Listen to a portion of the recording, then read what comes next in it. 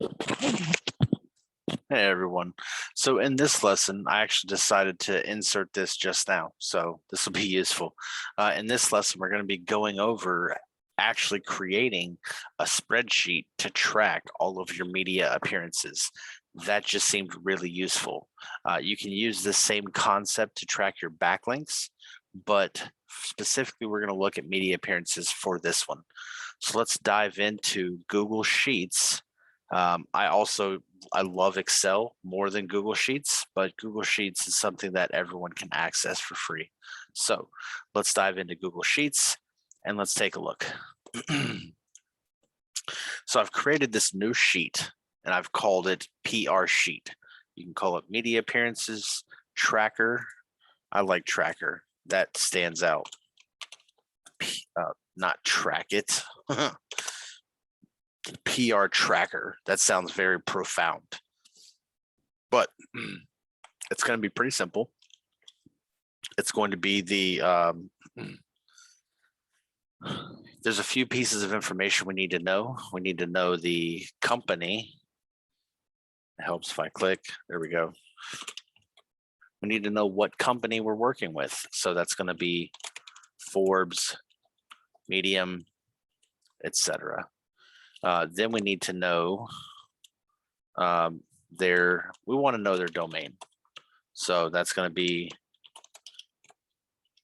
Forbes.com. This one's going to be Medium.com. That way we can make sure that our backlink has the same domain. Then we want to know what type this is. So is it a guest blog? Is it an interview? Is it a just this is it a lesson, a lecture, lesson? You can use either one of those. Are you teaching something?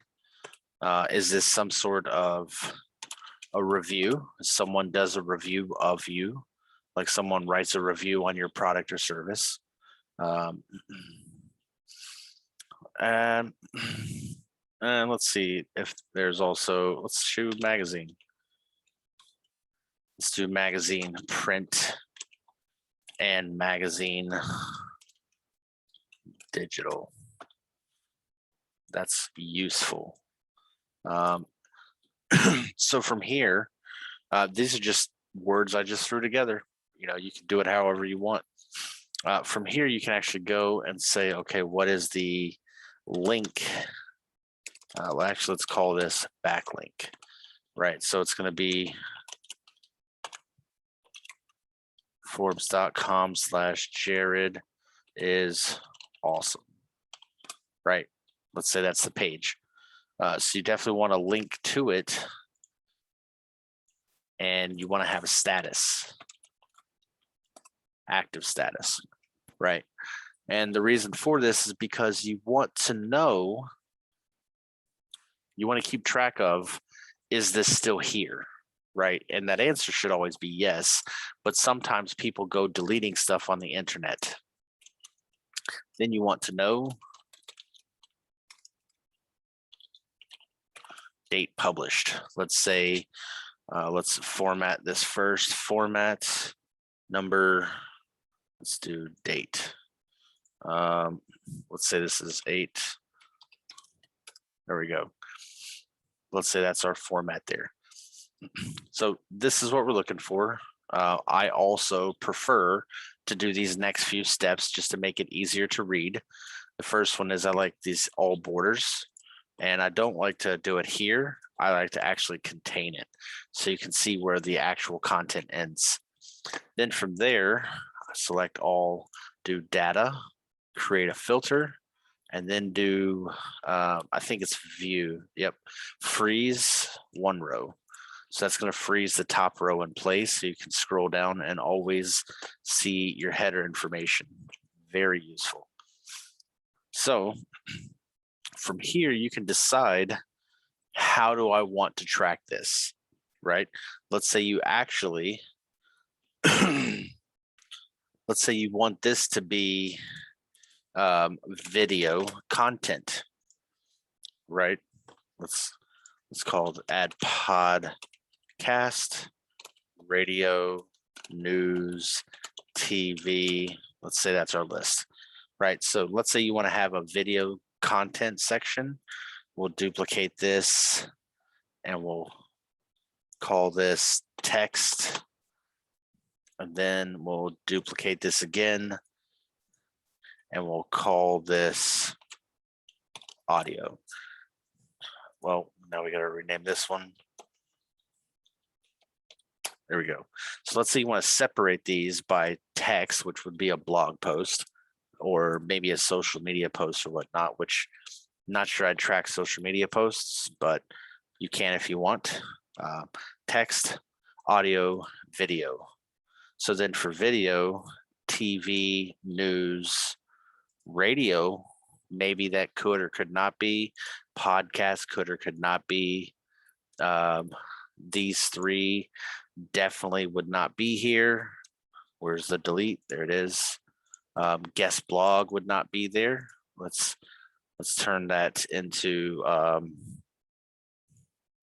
let's do podcast video like that, and then plug that in there. There we go. Delete row. So let's say that's all of our video type of content. Let's do a podcast audio, plug that in there. Maybe your interview, your lecture, a review, probably not. It could be a video review. It could just be audio. Obviously, magazine would not be part of that. And let's take off those two just in case, right? Let's say that's your audio list, and then maybe you want to have a text list. So blog, interview, lecture, that's typically video and audio, a review, magazines, and then these guys are typically audio and video as well. So maybe you want to separate your information like this so that you can keep it segregated. Maybe you want to take it even a step further and have type be your actual sheet names, right? You can do that as well.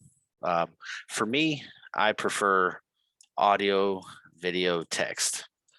That just seems logical for me because that's the three methods that you're going to be using to actually capture media appearances. That's the only three options you have. That's not true. You also have images, but images don't really have a boost, right?